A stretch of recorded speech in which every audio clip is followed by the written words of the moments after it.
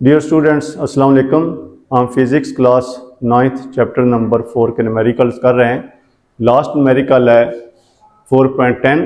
Find the tension in each string as shown in the given figure if the block weighs 150 newton. अब ये एक block है 150 newton. अब ये एक रोप है, इसके साथ और इस रोप को यहाँ पर टाई किया गया है इस रोप के साथ। अब ये 2 रोप्स हैं, तो इन दोनों में टेंशन फाइंड आउट करनी है।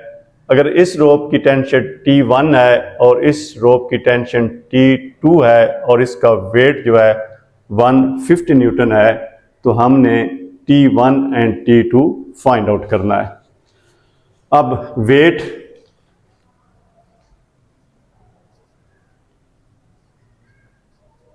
W is equal to 150 Newton.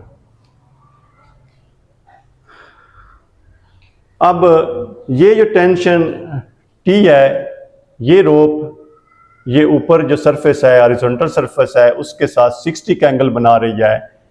तो इस टेंशन T का ये कंपोनेंट, इसको T साइन थीटा कहेंगे। और ये T साइन थीटा जो है ये अपोजिट फोर्स लगा रहा है वेट के। तो चूंकि ये बैलेंस पोजीशन में है तो इसलिए ये अपवर्ड फोर्स जो है ये डाउनवर्ड फोर्स की इक्वल होगी। तो इसलिए डायग्राम के मुताबिक T साइन थीटा जो है वो 150 न्यूटन की इक्वल होगा।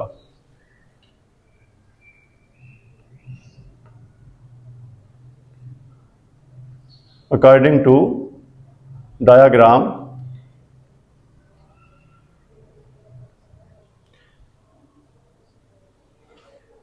T1 sine theta equal to 150 newton. T1 equal to 150 newton divided by sine theta. 150 newton divided by sine 60, क्योंकि यहाँ पर थीटा की वैल्यू 60 डिग्री है, sine 60 degree. 150 newton divided by sine 60 की वैल्यू है 0.866 और ये आएगा 173.2 न्यूटन।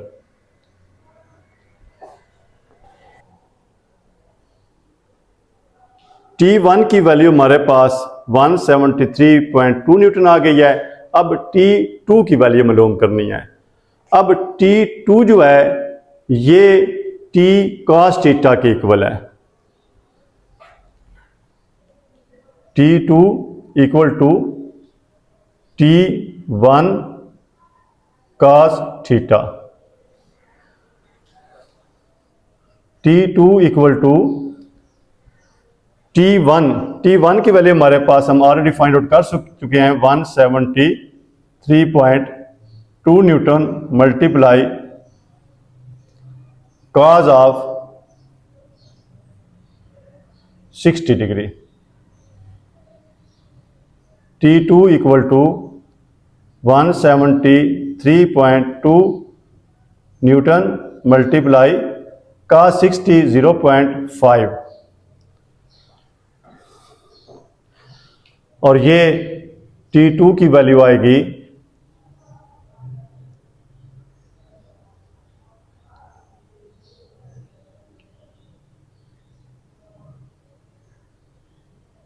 86.6 न्यूटन। ये टेंशन तो दोनों रोप्स में जो टेंशन T1 और T2 क्रिएट हो रही है वो हमने फाइंड आउट की।